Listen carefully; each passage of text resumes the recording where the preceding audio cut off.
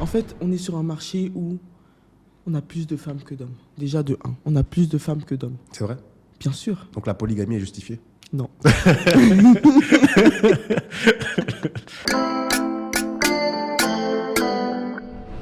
On ne parle pas de 1 an, 2 ans. Aujourd'hui, le SMIC est à 52,500 francs CFA. Avec 52 000, qu'est-ce que tu peux faire? Et maintenant, moi, je gagne 52 000 et je me dis, je vais participer à un événement comme ça. Lorsque je gagne 52 000, mes soucis, c'est pas de trouver une femme ou un homme. Je suis désolé. Ah bon? Avec 52 000, je veux d'abord m'accomplir. Je veux d'abord évoluer et ensuite me dire que je peux rencontrer quelqu'un parce que je peux en prendre soin.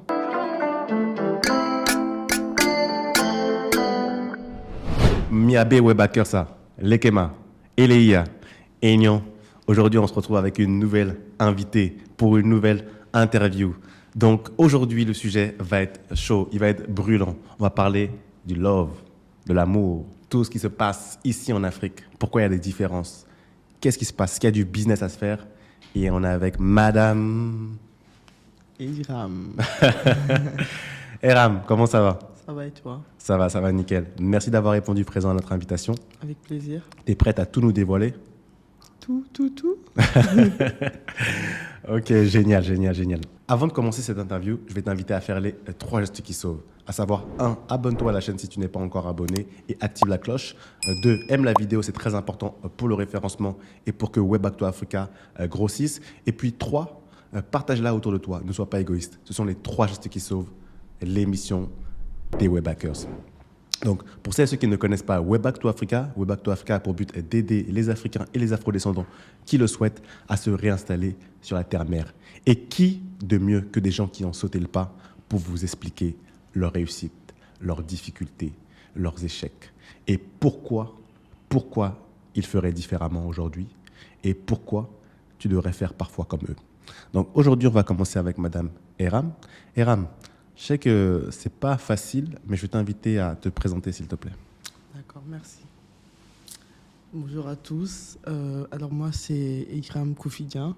Je suis la directrice de Beyond Consulting, une agence événementielle spécialisée dans les événements novateurs à Lomé. Voilà. Tu es restée succincte. Mais dis-moi, avant ça, parce que là, tu nous as dit ce que tu faisais à Lomé, mais avant ça, je crois que tu étais en France pendant pas mal de temps. Est-ce que je me trompe? Tu te trompes un peu. Dis-moi un peu Oui, plus. en fait, avant ça, j'étais aux États-Unis. J'étais à New York. Excuse-nous. Et oui, je t'excuse.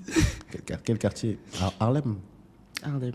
Tu étais à Harlem, hein? Harlem. Incroyable. Black Story. Donc, j'étais à New York pour un emploi. Ok. Et le Covid est arrivé brusquement. Et je suis rentré juste avant le confinement du Togo. C'est-à-dire que je passais les entretiens, etc. Ça s'annonçait bien. Sauf que ça a commencé à vraiment prendre de l'ampleur, surtout à New York. Ok. Donc j'ai décidé de rentrer pour faire une pause, le temps que ça se calme, avant de repartir. Et finalement, je suis resté. Voilà. Ok. Donc toi, à New York, tu étais parti à New York d'abord pour étudier? Ou bien tu n'as jamais Non, j'ai eu mon master en France. Et directement après mon master, j'ai postulé sur LinkedIn. Et j'ai été contacté par une entreprise à New York qui voulait m'embaucher, sauf qu'il fallait que je me déplace. D'accord. Donc j'ai pris mon billet, j'ai débarqué à New York. J'ai passé l'entretien, mais je n'ai pas trop aimé la dynamique. Je me suis dit, New York, c'est la ville de tout est possible, en fait. Donc j'ai continué à postuler, J'avais commencé un stage à Times Square, dans une entreprise, dans un showroom privé, le temps de trouver quelque chose de vraiment conséquent. Et mon dernier interview était avec Fendi à New York. Et juste après, je suis rentré. Donc toi, là-bas, tu es plutôt dans le secteur du luxe, c'est ça? Je suis plus dans International Business Management. Quand tu rentres à Lomé, c'est juste histoire de faire une pause, de te dire, OK, il y a le confinement, là, c'est mieux que je rentre au pays, je retrouve mes racines. Parce que toi, initialement, tu es né ici et tu as grandi là? Je suis né au Togo, j'ai quitté le Togo à l'âge de 8 ans. OK. Et, mais par contre, je rentrais pratiquement tous les 2 ans. Ok. Donc, je rentrais souvent, donc j'ai pu garder quand même la langue. Mhm. Et... Au Fornulet. Fornulet. Bon, allez. Au Fornulet. Ok. Je rentrais souvent. Et donc, je suis rentré pour faire une petite pause. J'étais un peu fatigué. Et finalement, je suis resté 1 an. Ok. Donc, pendant ces 1 an, ce que j'ai fait, j'ai beaucoup réseauté. Ok. Donc, je participais aux conférences. J'essayais de voir, en fait, si ça allait me plaire de vivre ici, tout simplement. Mhm. J'avais prévu de rentrer, mais pas directement comme ça, en fait. Ok. C'était... voilà, c'était Quoi, pas prévu. t'avais prévu que c'était après 5 ans, après 10 ans d'expérience Non, à l'intérieur? quand même pas. Mais je voulais quand même avoir une expérience, tu vois. Mhm. Avoir une bonne expérience à l'extérieur avant de rentrer. Ok. Mais je suis rentré, je me suis dit non, pourquoi pas. Donc je suis resté 1 an comme ça. Mhm. Et ensuite, j'ai vu une offre d'emploi pour travailler à la banque. Donc j'ai postulé. J'ai été retenu. Donc j'ai commencé. J'ai travaillé en tant que commercial, service clientèle. Et finalement, j'ai démissionné au bout de 6 mois. Pourquoi tu as démissionné? Déjà, j'ai une question parce que Oui, dis-moi. ça, je pense que c'est quelque chose qui intéresse beaucoup des gens de la diaspora Mhm. qui disent bon, moi, j'ai pas envie de rentrer à Lomé, j'ai pas envie de rentrer à Bamako, j'ai pas envie de rentrer à Bangui ou je ne sais où encore. Mhm. Ils vont dire mais moi, j'ai fait mes études, là, je suis parti à Paris, je suis parti à New York. Quand je vais rentrer, on va me proposer 10 000 francs CFA par mois. Toi, quand tu acceptes ce salaire, est-ce que ce salaire te convenait initialement? Non, pour nous, les webhackers, ce salaire ne peut pas convenir. Tu vois, au Mhm. début, c'est pas possible. Elle était sur quelle fourchette? 250, Ok. 450. Ok. Donc, le salaire peut pas... Non, ça... Oh, t'as parlé en euros ou t'as parlé en francs CFA? En francs CFA. D'accord. 600 euros, ça va pour un Mhm. début Mhm, si, bon, si les besoins primaires Mhm. soient souvis. Ok. À savoir, là où dormir, T'avais la maison familiale? exactement, Mhm. se nourrir Ok. et la voiture. On faisait à manger ou tu te préparais à manger toute seule? On fait à manger. Donc c'était plutôt correct. Non, c'était plutôt correct, ouais. Ok. Ok. Donc, ouais, je pense qu'il faut avoir vraiment les besoins primaires. C'est ce que je dis aux personnes qui veulent rentrer. Mhm. Il faut quand même avoir quelqu'un ici, une famille ou une maison où tu sais que tu n'as pas de loyer à payer pour un début. Ok. Voilà, une voiture parce que tu dois aller aux entretiens. Mhm, Après, il y a Gozem, hein. mhm. Mais tu vois, il y a certains entretiens où tu ne peux pas aller en moto, par exemple. Ouais. Tu vois. Non. Je vois. Donc, Ok. c'est- Donc déjà tu rentres, donc pendant ces 1 an tu réseautes beaucoup, etc. Tu trouves cette opportunité à la banque et Mhm. 6 mois après, donc 1 an et demi, Ouais. tu démissionnes. Mhm. Tu démissionnes, mais je t'ai coupé en pleine route. Mais Oui. pourquoi tu démissionnes? Je démissionne parce que je suis une personne très dynamique. Ah. Je n'aime pas rester sur place. Ah. J'aime bouger, j'aime échanger, j'aime pas rester dans un bureau. Et Je vois. je me suis découvert ça, en fait. Mhm. Je me suis découverte comme ça. Mhm. Et Ici c'est au là que Togo. j'ai compris que non, je pouvais pas. Ok. J'avais besoin de bouger, d'aller à des rendez-vous. Mhm. En fait, de me sentir utile vraiment, Mhm. tu vois, réellement utile. Mais tu avais un poste de commercial. Les commerciales, normalement, c'est ce qu'elles font un peu. Non, Elle bouge d'un point à un quand tu arrives, tu es d'abord chargé clientèle. Ok. Donc, tu dois apprendre déjà à maîtriser Mhm. le produit que vend la banque. Mhm. Et tu ne peux pas apprendre seulement en allant à un rendez-vous avec une personne de la banque avec toi. Ouais, je Il vois. faut forcément que tu puisses tu puisses être là avec une personne qui est déjà dans la banque, voir comment elle vend le produit Mhm. et toi aussi t'adapter en fait. Ok, je vois. Donc c'était plus ça au début.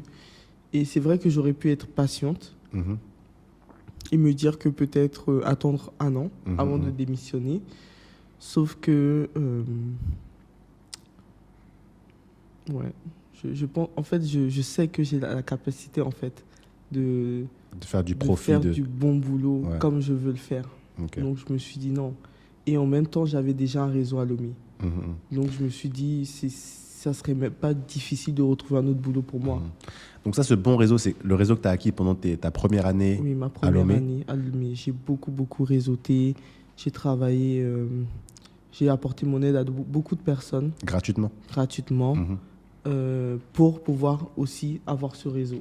Ouais. Il faut bien sacrifier quelque chose au Mhm, début. effectivement. Donc voilà. Ouais, apporter beaucoup de temps, c'est-à-dire sacrifier beaucoup de temps. Ok. Parce que c'est des rendez-vous sur rendez-vous. Mhm. Ça veut dire que les gens, lorsqu'on parle de réseautage, les gens s'en rendent pas compte, mais c'est un travail. Ouais. Parce que tu as des rendez-vous, tu dois aller boire, par exemple, boire avec les autres, du vin, manger, et t'as pas faim. Ah. Mais tu ne peux pas ne pas manger. Mais quelle souffrance. Je t'embête. Tu dois être dans le bain, quoi. Ouais, voilà, mais... C'est vrai, si on te propose de l'alcool, tu peux pas refuser. Enfin, faut vraiment être... Si, tu peux refuser, parce que ça, c'est autre chose. Tu vois, il y a des gens qui ne boivent pas d'alcool. Ouais, mais... Par exemple, je viens de sortir d'un rendez-vous, j'ai mangé, j'ai bu... J'ai un autre rendez-vous, on me propose quelque chose, je ne peux pas refuser, en fait. Ouais. Parce que c'est mal poli, un peu, quand même. Mais oui, c'est fatigant. C'est beaucoup de déplacements, donc beaucoup d'essence. Ouais. Ça, ouais. On n'a pas de bon d'essence, donc pour l'instant, on paye d'essence. Donc voilà, mais ouais. Donc toi, tu démissionnes, mais grâce au réseau que tu avais constitué déjà au préalable, tu savais que dans tous les cas, bon, cette démission, elle est temporaire. Si jamais c'est chaud par rapport à ce que toi tu recherches, ce que tu veux faire, tu as toujours l'opportunité de revenir plus ou moins à cette vie-là que tu venais de quitter. Exactement. Donc, quand toi tu quittes cette vie de banquière, de chargée de clientèle, est-ce que tu sais exactement ce que tu vas faire après? Vraiment, non. Non, j'ai quitté et la semaine qui suivait, j'ai directement eu une opportunité d'organisation d'événements avec une personne qui est venue de l'étranger. Et là, je me suis dit, en fait, c'est ça que je veux faire. Je me suis dit, en fait, que je peux vraiment réussir dans ce domaine. Dans l'événementiel. Dans l'événementiel. Et c'est à partir de là que je me suis lancé. Ok. Tu t'es dit, ça me plaît, ça remplit toutes les cases que je veux faire. Et est-ce qu'il y avait l'aspect pécuniaire aussi, d'une part, qui est rentré en jeu, ou ça, c'était vraiment en second plan? C'était vraiment en second plan. Ouais. Parce que lorsque je faisais mes études en France, je travaillais beaucoup à côté. Donc j'ai pu bien économiser. Ouais. Je suis rentré, j'ai pu m'acheter ma voiture. Et je savais que j'avais un peu de réserve quand même. À quel moment tu te dis, bon, bah, moi, je vais lancer ma propre boîte? Parce que là, tu as dit, tu as eu une mission en événementiel. Donc, tu as dû sûrement travailler pour quelqu'un. Mais de quel moment on passe du chiffre de travailler pour quelqu'un dans le cadre d'une mission à je vais montrer ma propre structure dans le domaine de l'événementiel? En fait, cette première mission que j'ai effectuée pour cette personne m'a ouvert d'autres portes. À partir de cette mission, en fait, on avait organisé cette mission dans un lieu et les propriétaires de ce lieu m'ont directement fait confiance, en fait. Ils se sont dit, ah ouais, mais cette fille, elle est différente des autres. Ce qu'elle vient de faire, c'est spécial. On va travailler avec elle. Et c'est de là, en fait. Ils ont senti le potentiel. Exactement. De toute façon, ça se sent. Hein, tu sais. Parle-nous un peu plus alors. Tu montes ta boîte? Comment elle s'appelle ta boîte déjà? Je monte ma boîte qui s'appelle Beyond Consulting. Hey, c'est encore en anglais, nous on n'est pas anglophone oui, ici. Non, Beyond c'est Beyond, hein. Écoute, Qu'est-ce que ça veut dire? Pourquoi tu choisis le nom de Beyond Consulting? Parce que moi, Beyond, je réponds à tes besoins au-delà de tes attentes. C'est-à-dire que quand je fais le travail, je ne le fais pas déjà pour aujourd'hui, je le fais pour demain. Okay. Ça veut dire que mon cachet, ça ne va pas être un cachet pour manger directement, mais je vais manger petit à petit, parce que je pense à demain. Okay. Et aussi... Ce que tu veux dire par là, c'est-à-dire que toi, la première relation clientèle que tu as, c'est « Ok, venez essayer la qualité de mes services. » Exactement. Ça a été ça jusqu'à maintenant. Parce que ça fait déjà au moins 2 ans et demi maintenant. Que tu fais ça. Que je fais ça. Ouais. Donc maintenant, on va commencer peut-être à enfin rentabiliser. Je pense qu'il est temps. D'accord. Donc ça a été ça pendant longtemps. Tu t'es dit, ok, moi, essayez-moi, je vais vous prouver que je sais le faire. C'est ça. Je vais montrer la qualité. L'aspect argent vient en second plan pour l'instant. C'est ça. Tu es rentré avec tes économies, elles sont de côté, etc. Tu veux d'abord te prouver à toi-même. Et en plus, il y a aussi cet argumentaire qui est de dire, bah, pourquoi te paierais plus cher alors que tu n'as pas prouvé. Tu n'as pas prouvé, tu n'as aucun track record. Exactement. Donc ça n'a pas de sens. Donc finalement, c'est du bon sens ce que tu fais. Tu pars sur cette dynamique-là. Et donc, tu as enchaîné les événements à Lomé, c'est ça? Oui, exactement. J'ai enchaîné les événements à Lomé. Après, je pense que tout le monde ne peut pas faire ça.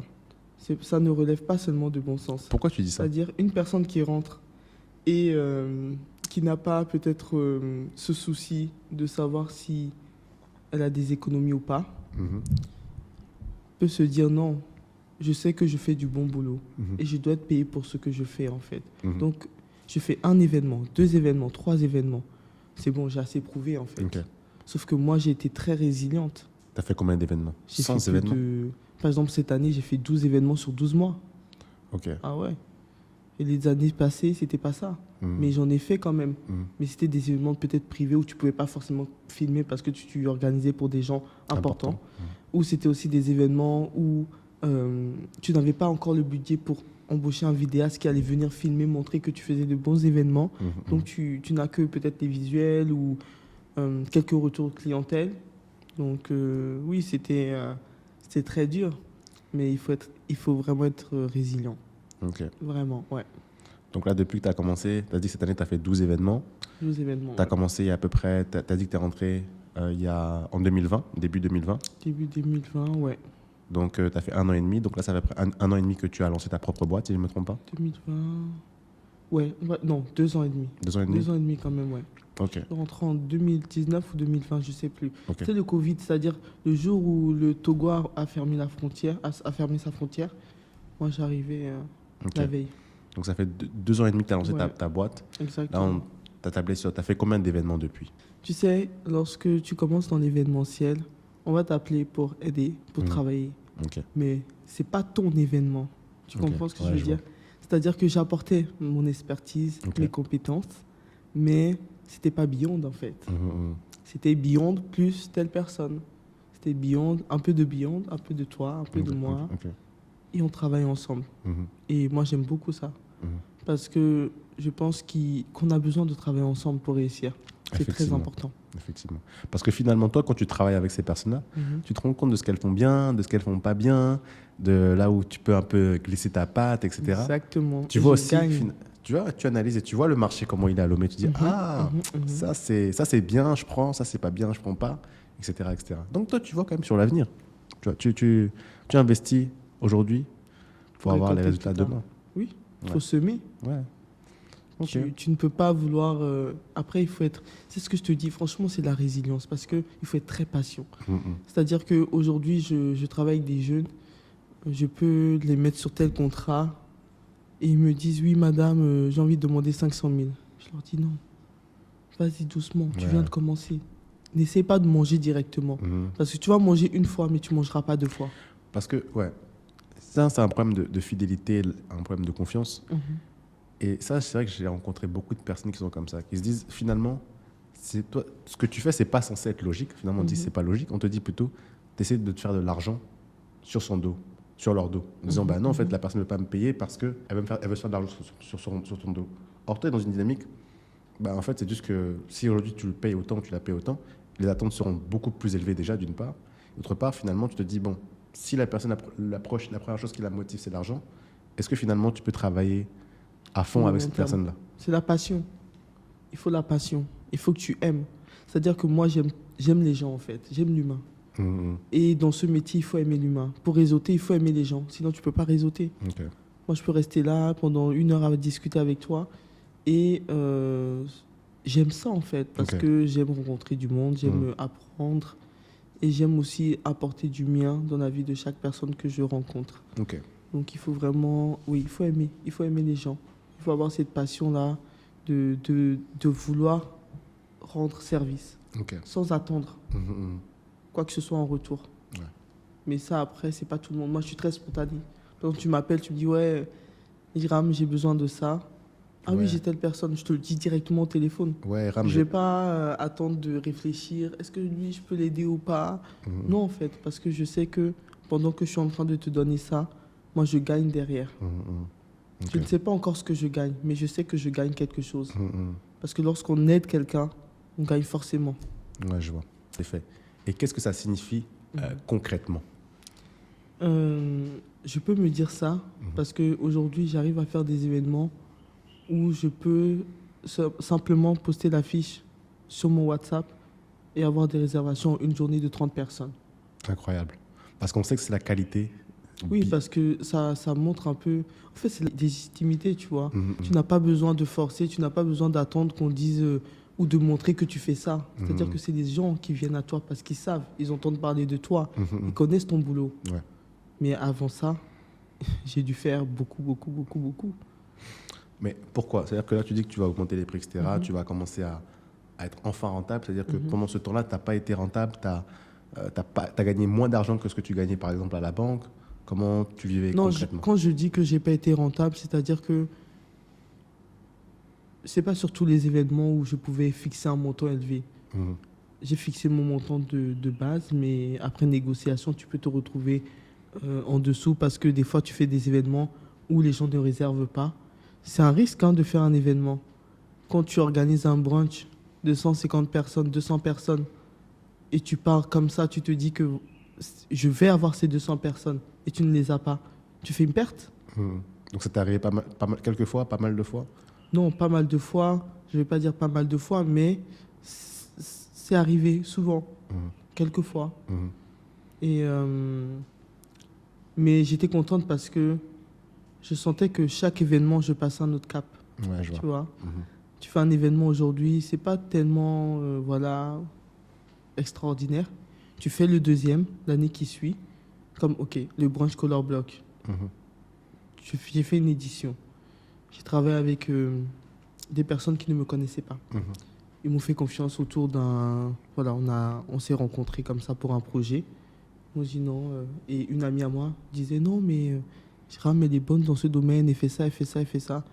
Essayez de travailler avec elle. Et le monsieur a dit pourquoi pas. Il a essayé. Et moi, quand tu essaies avec moi, je fais tout pour te montrer en fait que je peux le faire. Et je l'ai fait. 200 personnes. Félicitations. Vu que j'avais pas autant de réseaux que ça. Donc ça m'a beaucoup aidé, mais c'était beaucoup de stress. C'est-à-dire que tu te lances dans quelque chose que tu ne sais même pas ce que ça va donner. Mais derrière, tu investis du temps, de l'essence. Et tu fais une deuxième édition. On a fait la deuxième édition. Cette fois-ci, on a eu peut-être 150 personnes. Mais pourquoi? Parce que j'ai augmenté le prix. On est passé de 20 000 à 30 000. Payer un brunch à 30 000 au Togo, c'est pas donné à tout le monde. Et se déplacer à un erreur pour un brunch, c'est pas tout le monde qui le fait. Ils le font parce que c'est toi. Ils connaissent la qualité Beyond Consulting. Exact. Donc, félicitations à toi. Et en parlant de réussite, une belle réussite, et je pense qu'on va rentrer dans le vif du sujet. Quelque chose dont tout le monde a entendu parler ici à Lomé, c'est ton événement sur l'amour, sur le speed dating que tu as organisé. Incroyable. Single Night Party. Le Single Night Party. Est-ce que tu veux nous en dire un peu plus? Ouais, l'événement Single Night Party est parti d'un constat tout simple. J'avais beaucoup de retours de mes amis ou de mon entourage, beaucoup de femmes célibataires qui me disaient « Mais Jérôme, toi, tu connais du monde, essaye de faire, organise quelque chose. » Et je disais « Oui, mais je sais pas, Lomé, on est timide. Est-ce que ça peut marcher ?» Les Togolais sont timides. Oui, on est timide un peu. On est très pas réservé, mais on est très sur la retenue. Ouais, je vois. Voilà, c'est notre éducation. C'est pas mal non plus, tu sais. Ouais, chacun est différent. Exactement. Donc, je me suis dit, est-ce que ça peut marcher, etc. Et je me suis lancée. J'ai commencé avec la pancarte. Donc, on a fait un tour avec la pancarte. Je recherche un mari, je recherche une femme. Et on a vu qu'on a eu beaucoup, beaucoup de retours positifs. Et on s'est dit, c'est parti. Là, on va le faire, en fait. Et quand tu lances cette pancarte, parce que j'ai vu que ça fait le tour des réseaux sociaux, ça a fait le tour de TikTok, d'Instagram, tout le monde en parlait. Je recherche un mari. Vous êtes parti sur un point dans lequel tout le monde se retrouve. Je crois que c'est le Carrefour GTA, c'est ça? On était à Décon. On était à Décon. Et après, de Lyon. Ok. Ouais, de Lyon, voilà, c'est ça. Décon, de Lyon et 3 quarts aussi. Ouais, voilà.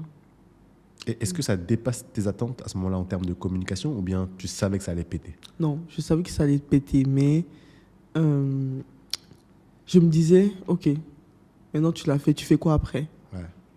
Parce que là, c'est la communication. Maintenant, il faut organiser l'événement. Mais en plus, c'est un événement comme ça, c'est pas une communication qu'il faut faire. Ça veut dire que la pancarte n'a pas suffi.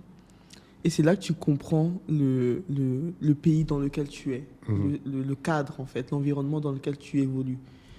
Et c'était à ce moment-là, j'ai vu l'affiche. L'affiche a beaucoup fait de bruit quand même parce que beaucoup de personnes ont vu l'affiche. On a partagé un peu partout. La com a marché. Mais maintenant, après la com, il faut convaincre les gens.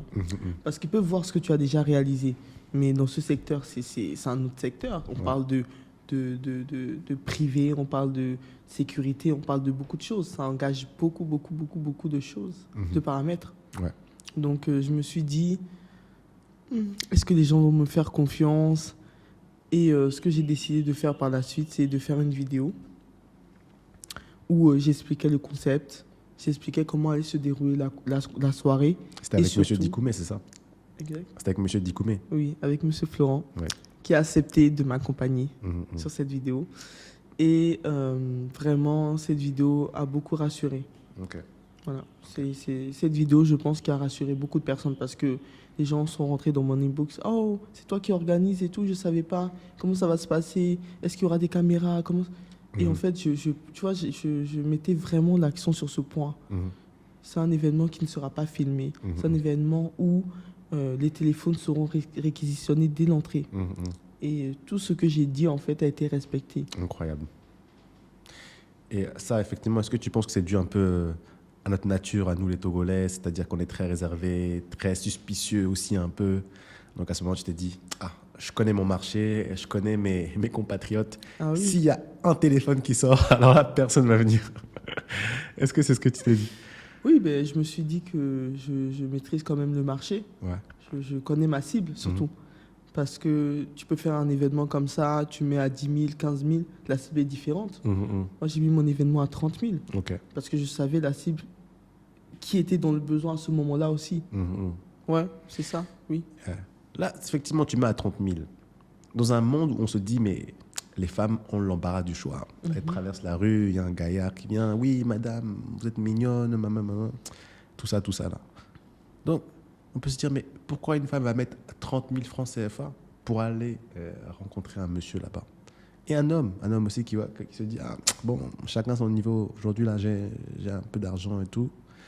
Je peux avoir toute l'ego que je veux, ou en tout cas, je peux avoir les filles qui m'intéressent. Pourquoi je vais mettre 30 000 francs sur cet événement pour rencontrer une femme? Oui, tout simplement parce que déjà, aujourd'hui, en 2023, c'est dur de gagner sa vie. On ramasse pas l'argent, en fait. On travaille. Ouais.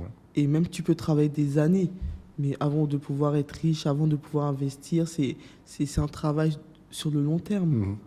On ne parle pas de 1 an, 2 ans. Aujourd'hui, le SMIC est à 52,500 francs CFA.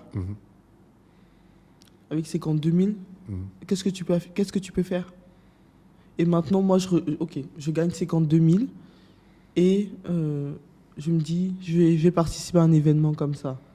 Lorsque je gagne 52 000, mes soucis, ce n'est pas de trouver une femme ou un homme. Je suis désolé. Ah bon? Avec 52 000, je veux d'abord m'accomplir. Je veux d'abord évoluer et ensuite me dire que je peux rencontrer quelqu'un parce que je peux en prendre soin. Donc voilà, il y a ces 30 000. Moi, c'est vrai qu'il y a un argument que j'entends beaucoup. Depuis que je suis rentré, tu vas me confirmer ou pas si c'est vrai. Ça veut dire qu'un homme togolais ou africain qui rentre en Afrique, qui gagne confortablement sa vie. Il rentre ici au pays, il a sa situation, il sait qu'il n'a pas besoin forcément de regarder à la dépense. Voilà, ses besoins physiologiques sont totalement respectés. Il peut manger, il peut se nourrir, il a son logement, etc. Il a l'embarras du choix au niveau des femmes. Parce qu'on dit souvent. Ah oui. Oui. En fait, on est sur un marché où on a plus de femmes que d'hommes. Déjà de 1, on a plus de femmes que d'hommes. C'est vrai? Bien sûr. Donc la polygamie est justifiée? Non. Non, c'est une question comme ça. La polygamie est justifiée, monsieur. Je posais juste la question. D'accord. Madame. Donc, ça, c'est le premier argumentaire. Donc, vous dites effectivement qu'il y a plus de femmes que d'hommes. Mais le deuxième argumentaire, effectivement, c'est qu'une femme qui rentre ici au pays, qui a fait l'Occident, qui est partie en France, qui gagne confortablement sa vie, qui est indépendante, qui a épousé ces valeurs-là aussi occidentales, elle va avoir beaucoup plus de difficultés à trouver un compagnon. Est-ce que vous pouvez nous expliquer pourquoi? Je pense qu'il y a ces difficultés-là parce que, par exemple, je prends mon exemple, j'ai grandi en Occident. C'est vrai que je rentrais souvent, mais je n'ai pas d'amis ici, en fait. C'est-à-dire que j'ai créé mon groupe d'amis, j'ai créé mon entourage. Et quand tu rentres, ça prend du temps. Mais quand tu rentres et tu rentres dans un environnement où tu vois des gens qui ont été à l'école ensemble, lycée français, telle école, arc-en-ciel ou quoi que ce soit. Ils ont déjà leur cercle, en fait. C'est-à-dire qu'ils se connaissent entre eux. Tu vas pas rentrer comme ça. C'est-à-dire que tu peux rencontrer l'un d'entre eux ou voilà, rencontrer une personne qui fait partie d'un cercle, etc., ou d'un groupe d'amis. Mais c'est comme tout le monde. C'est-à-dire que moi, par exemple, j'ai mon groupe d'amis. On s'entend bien, on est souvent ensemble. On va pas aller chercher des gens pour venir.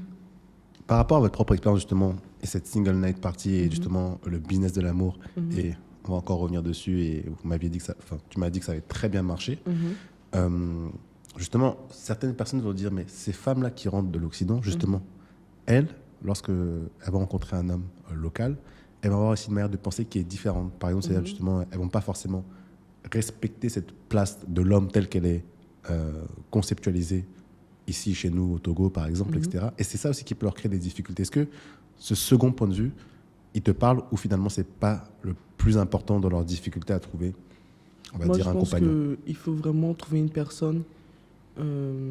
C'est-à-dire, quand tu rencontres une personne, il y a d'abord le feeling. Ouais. Donc, tu peux sentir si vraiment la personne, voilà, il y a le physique, tu vois la personne. Nous, les femmes, c'est vraiment ce qu'on entend.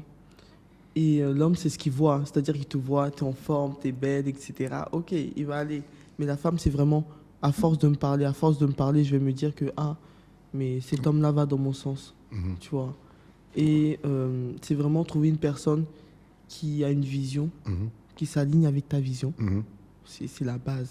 D'accord. La vision d'abord. Okay. Donc après, le reste, ça suit. Donc, c'est quoi la difficulté pour ces femmes qui rentrent, pour ces web hackers? Je pense que la difficulté, d'abord, c'est de rencontrer les personnes qu'elles souhaitent avoir. Parce que il faut sortir aussi. Ouais. Il faut beaucoup sortir. Pour rencontrer les bonnes personnes? Non, pour rencontrer la personne que tu veux, tu vas pas rester à la maison et rencontrer cette personne. Ouais. Il faut forcément sortir. Aller à des conférences. Si tu cherches quelqu'un, tu te dis, je veux tel profil, je veux qu'il soit comme ça, mais il faut faire ce que ce profil fait d'habitude. Okay. Où il se trouve, il faut aller le chercher. Exactement, il faut aller le chercher.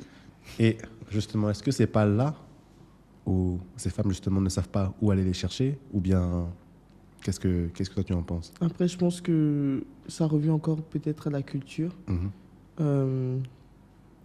Chaque personne a été éduquée, a grandi dans un environnement différent. Donc une personne timide aura vraiment du mal peut-être à aller. Et il faudra peut-être une amie ou un ami qui dise oui, viens, je vais te présenter telle personne. Ou bien, je connais telle personne qui vient de rentrer, pourquoi pas, tu veux pas le rencontrer. Donc ça sera comme ça. Mais une personne par exemple introvertie, ouverte, etc., de sociale, ça va vite. Ouais, je vois. Donc là, effectivement, tu t'as parlé du cas où c'est plutôt le bouche à oreille, un ami, une amie qui te dit viens, un tel est rentré, il est plutôt pas mal, il y a une bonne situation, etc. Tu devrais le rencontrer, tu devrais la rencontrer. C'est le cas le plus classique. Mais toi, quand tu rentres justement avec la single night et que ça marche justement, tu sens qu'il y a ce besoin-là finalement ici. Bien sûr, il y a ce besoin. J'ai dû refuser des femmes.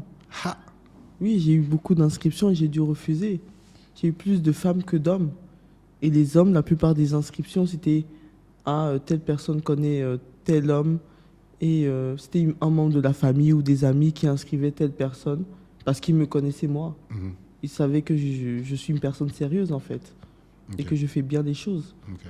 Donc c'était un peu dur d'avoir les hommes par contre, mais les femmes, non. Il y a vraiment une demande. Il y a vraiment une demande, ouais. Il y a une vraie demande sur le marché en tout cas. Et qu'est-ce que tu comptes faire? Tu comptes vraiment creuser un peu ce sujet, refaire des événements comme ça? Je compte refaire parce que déjà, il y a de la demande et peut-être voir le type de format. Parce que c'est un projet que je pense qu'il y a beaucoup de personnes en Afrique ou même au Togo qui avaient pour but de réaliser ce que j'ai fait, mais chacun avec son format. Et je pense que si on se met tous ensemble et on travaille tous ensemble, ça peut le faire. Génial. Parce que moi, j'ai essayé, j'ai vraiment essayé un format que je ne maîtrisais pas forcément. Ça fait que la deuxième édition, par exemple, je vais changer un peu le format, voir si ça marche plus. Avoir les retours d'expérience. Parce qu'après l'événement, j'ai eu chaque participant au téléphone. On a discuté du déroulement de l'événement. J'ai mis en ligne, il y a eu un formulaire à remplir avec les retours clientèle. Donc tout ça me permet de vraiment améliorer les prochaines rencontres. Génial, génial. Et donc, on sera bientôt à la Saint-Valentin, 14 février, comme ils disent en lingala. Mokolo yalamu.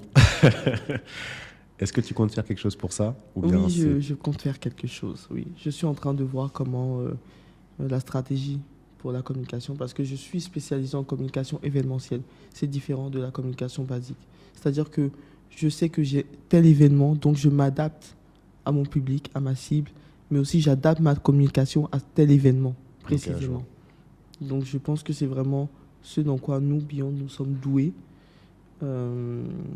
Je pense que la réussite d'un événement a beaucoup eu... ça relevait beaucoup de la communication, en fait. Ok, génial. Tu peux lancer un événement et ça peut marcher, mais il faut maîtriser l'événement. Et vu que la plupart des concepts, c'est mes concepts, donc je maîtrise ce que je fais. Et forcément, la communication peut marcher parce que tu arrives à vendre ton produit quand c'est ton produit. Génial.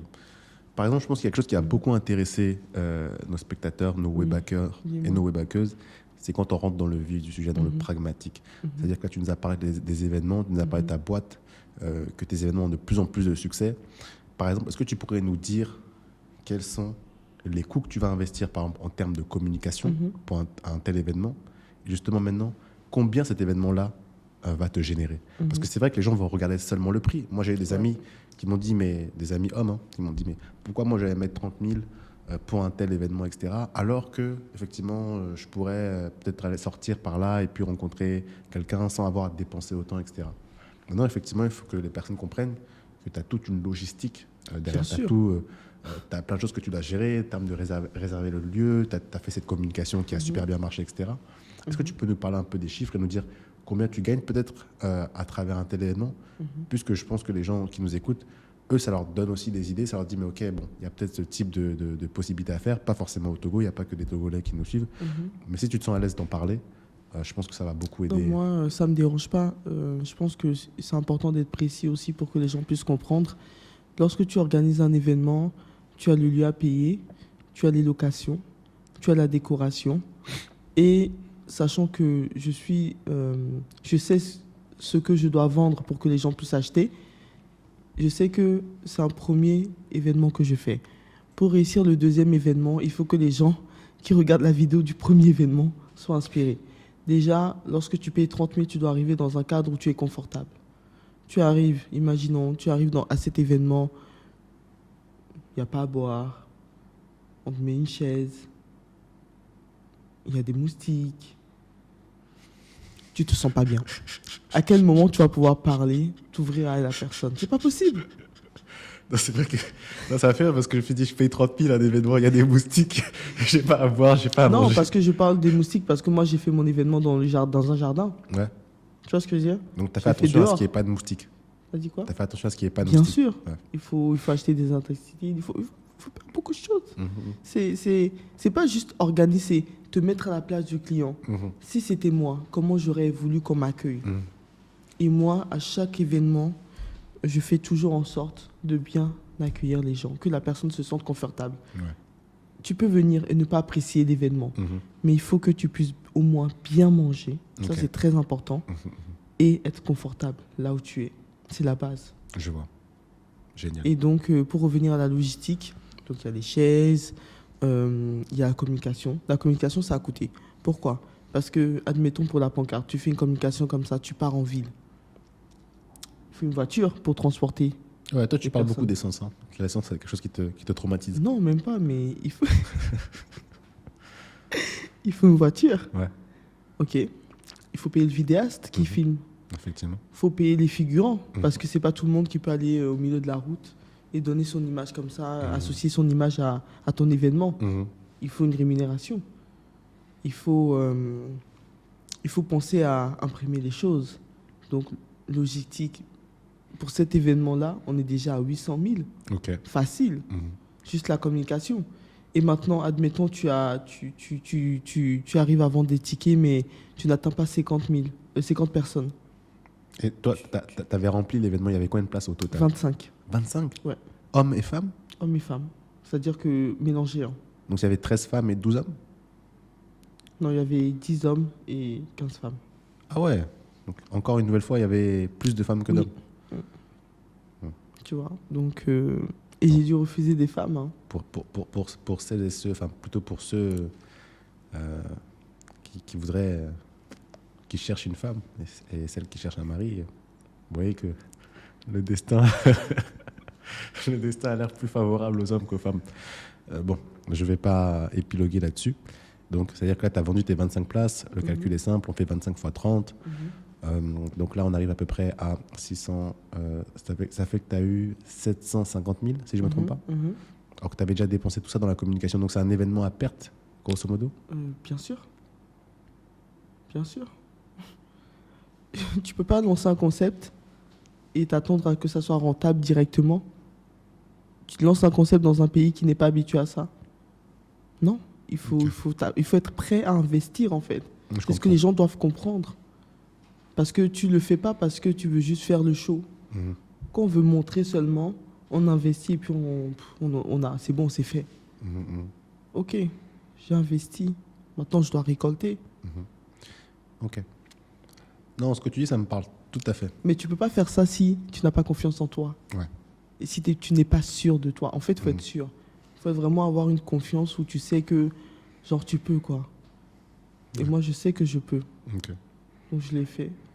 Maintenant, à moi d'avoir le temps de continuer, parce que c'est le temps qui me manque. Ok. Je suis super overbook. Il y a beaucoup d'événements.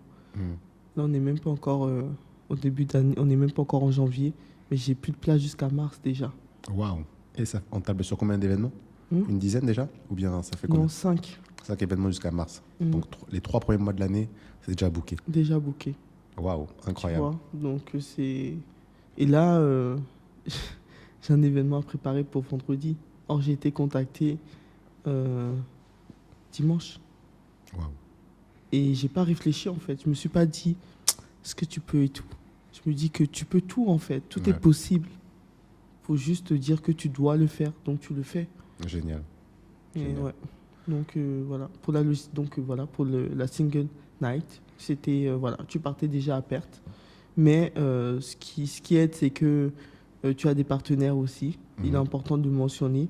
Parce que quand tu fais du bon boulot et tu travailles avec des gens à qui tu apportes derrière. C'est pour ça que je te parlais d'aide tout à l'heure. Parce que tu peux travailler avec des gens, rencontrer des gens avec qui tu ne travailles pas, mais que tu aides sans attendre. Et demain, toi, tu as besoin d'aide. Tu ne vas pas les crier, j'ai besoin d'aide, mais ils vont dire, ah, mais je vois que cette fille se donne, je vois qu'elle travaille beaucoup. Je vois que, non, elle a de la matière. Donc, je vais la soutenir. Et j'ai eu du soutien. Il y a des gens qui m'ont soutenu avec des enveloppes. Ok. Oui. Donc, finalement, quand on était rentré dans un simple jeu de comptabilité, c'est-à-dire ce que tu as investi pour la communication, etc., est-ce que tu as gagné avec l'achat des tickets? Là, effectivement, tu étais perdante. Mais maintenant, avec les sponsors, etc., les gens qui ont contribué à la réussite de cet événement-là, tu t'en es sortie gagnante? Je m'en suis pas sortie gagnante, mais j'ai pas tellement perdu. D'accord. Okay. Si j'ai perdu, c'est peut-être 200 000. Ok. Tu vois. Je vois. Mais j'ai pas gagné. Okay. J'ai perdu, mais voilà.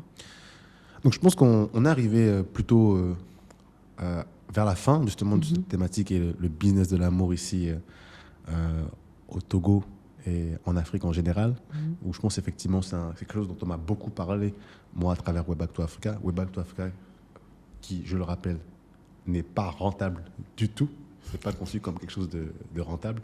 Donc, quand Eram parle, moi, je comprends tout à fait ce qu'elle veut dire. C'est-à-dire que déjà, faire les choses par passion. Et c'est pas parce qu'on n'a pas les fruits aujourd'hui que ce qu'on fait n'est pas bien. Tout ne se conçoit pas par l'argent, en tout cas dans un premier temps. Donc moi, ça me parle tout à fait. Et je pense que Eram, qui vous parle aujourd'hui, ou moi-même aussi sur Way Back to Africa, vous verrez dans quelques années, dans quelques mois, la différence vraiment que ça a, ce type de projet, lorsqu'on part de cette conception-là.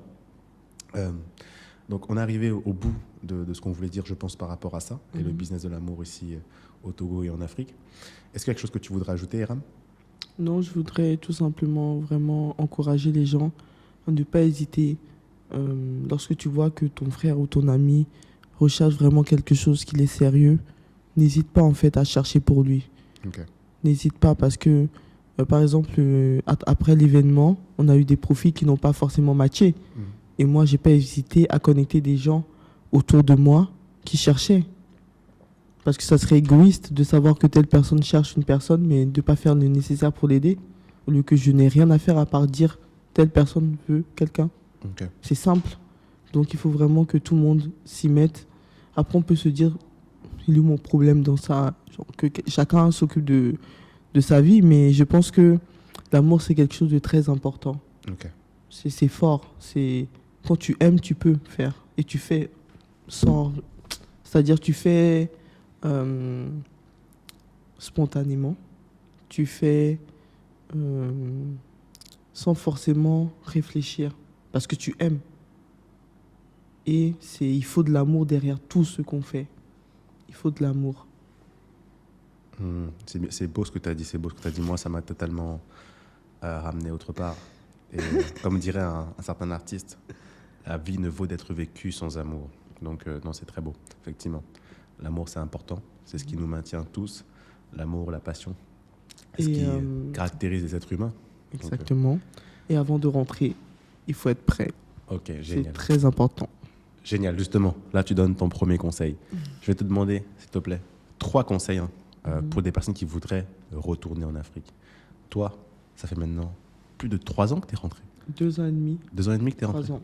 Ok. Donc, ça fait bientôt 3 ans. Donc, maintenant, quels seraient, toi, tes 3 conseils que tu aurais pour quelqu'un qui voudrait rentrer en Afrique? Ok.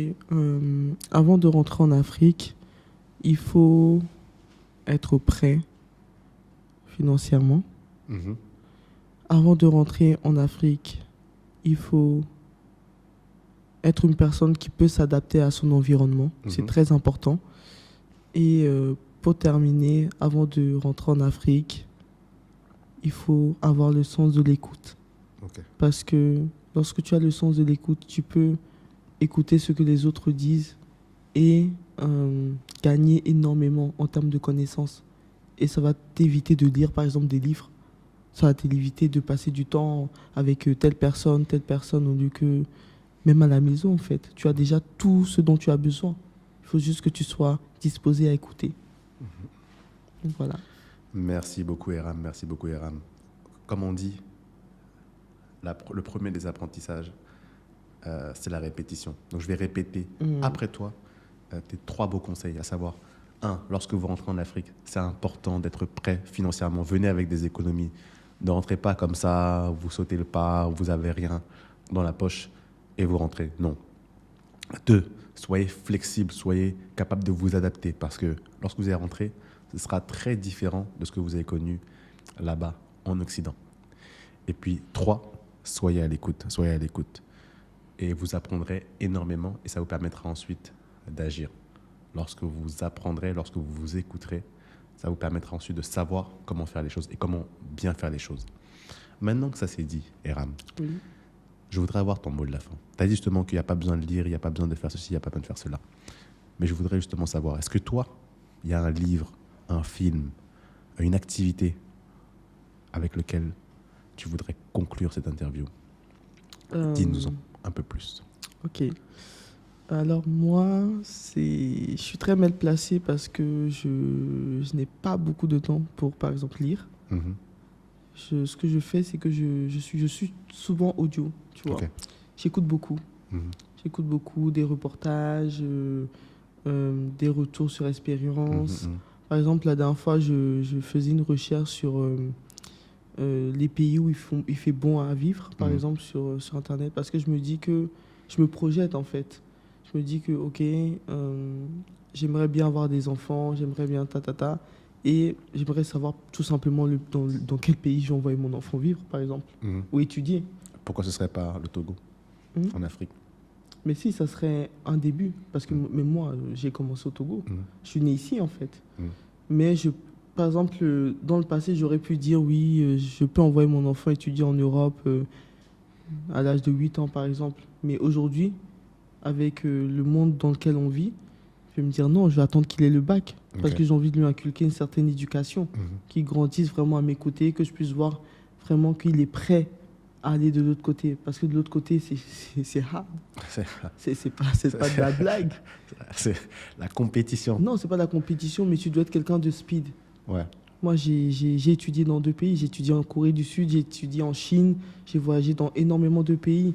Donc, j'ai vu un peu beaucoup de choses. Donc, je sais ce qui est bien pour moi et ce qui était peut-être comment dire, ce que j'ai subi aussi ou ce qui n'a pas été positif dans tout ce que j'ai vécu. Et ça fait que je m'apprête, en fait, pour, voilà, pour les jeunes, par exemple. Ce que je faisais, c'était récemment, je travaillais avec une agence qui aidait les jeunes qui voulaient partir étudier en Corée du Sud à faire les papiers, etc. Ok. Donc toi, ce que tu recommanderais actuellement, c'est écouter justement des Oui, livres si tu audio. peux pas lire, tu n'as pas le temps de lire, tu écoutes. Ok. Tu es dans la voiture, tu mets un reportage ou tu mets des retours d'expérience sur YouTube ou sur LinkedIn. Tu regardes, voilà, voilà. Génial. Tu cherches quoi. Ouais. Quand tu cherches, tu trouves. Donc, il faut chercher. Génial, génial. Donc, faites comme Natacha a dit. N'hésitez pas à écouter, n'hésitez pas à regarder justement des gens qui font des retours d'expérience. Natacha vous a fait justement son propre retour d'expérience et j'espère que ça vous a plu. Je vais en profiter justement parce qu'on vient à la fin de cette interview. N'hésitez pas à commenter cette vidéo en disant ce que vous en avez pensé. Est-ce qu'il y a des points sur lesquels vous êtes d'accord avec Natacha, sur lesquels vous n'êtes pas d'accord, sur lesquels vous auriez aimé qu'elle développe beaucoup plus? Dites-le nous en commentaire.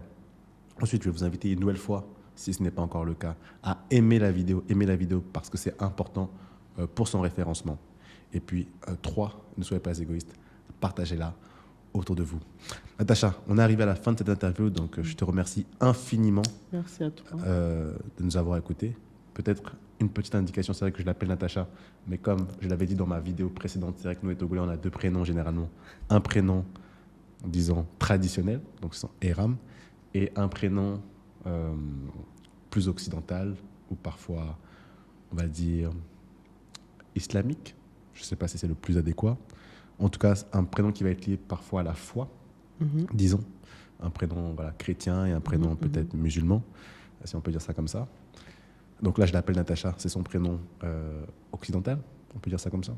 Mais les deux se valent. Donc je crois que tu t'es pas présenté comme ça, donc peut-être que les gens allaient bugger. C'est vrai, tu as bien fait d'expliquer quand même. Donc on va clôturer cette interview, ça te va? Merci beaucoup, Mensa. Merci beaucoup à toi. Et comme j'ai pour habitude de le dire, merci à toi d'avoir regardé la vidéo sur la chaîne Webacto Africa. C'était Messan Frédéric Akakpovi. Et on se dit à très bientôt pour une prochaine vidéo. Et Zindé